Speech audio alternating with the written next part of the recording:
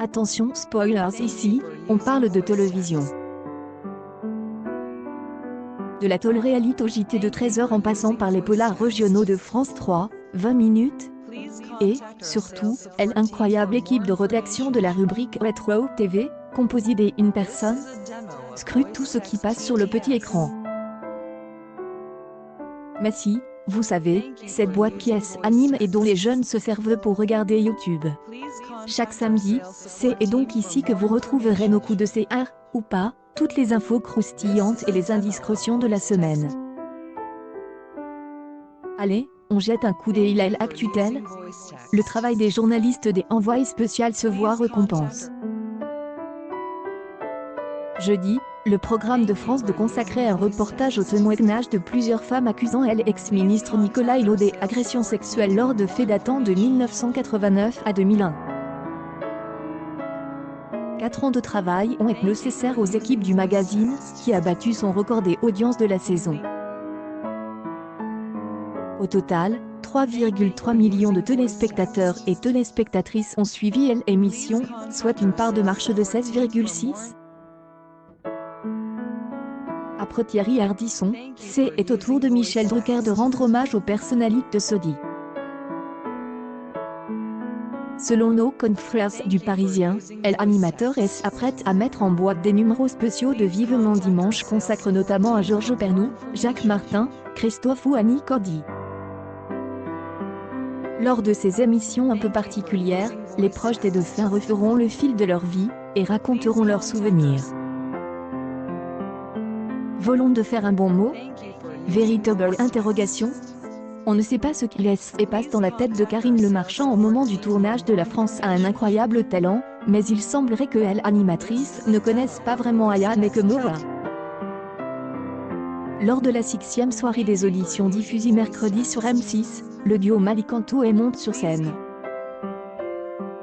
Marie, une chanteuse lyrique au répertoire particulier, n'a pas choisi de chanter un opéra, mais a repris Anissa de Weshden.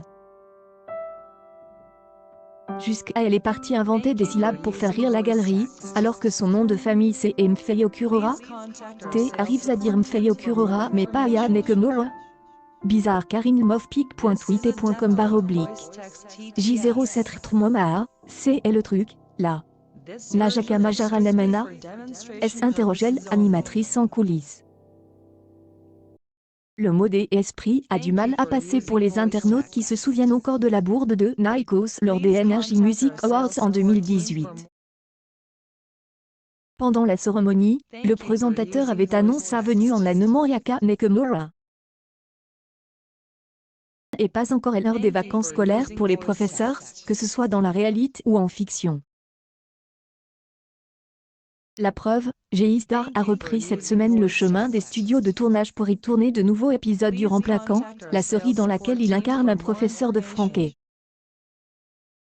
Le personnage de Nicolas Valère sera accompagne de nouveaux membres dans l'équipe enseignante puisqu'Arnaud Ducret, Oxmo Puccino et Amel Chabi rejoignent le casting. Ça sent la fin pour Koh-Lanta. Ne parle pas des répercussions de l'affaire Tehran mais bien de l'épilogue de la légende, la saison diffusée depuis la rentrée sur TF1. Le mardi 14 décembre, le public assistera à la mythique épreuve des poteaux, et oui, l'orientation, ce sera la semaine précédente.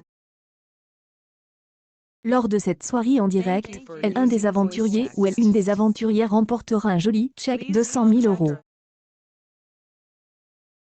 On parlait en début de saison, et elle a fait. Ce vendredi, Christina Cordula mettait toute sa carrière en danger, on exagère peut-être un peu, en participant pour la première fois aux Reines du Shopping, émission qu'elle incarne depuis 2013. Des milliers de candidates avant l'animatrice a dû faire son shopping en se pliant aux exigences des thèmes. Concurrence, look de soirée chic. Grande surprise, Christina Cordula remporte la compétition avec une note moyenne de 16/20 attribuée par ses concurrentes, et a reverse les 1 000 € remporte l'association Innocence en danger.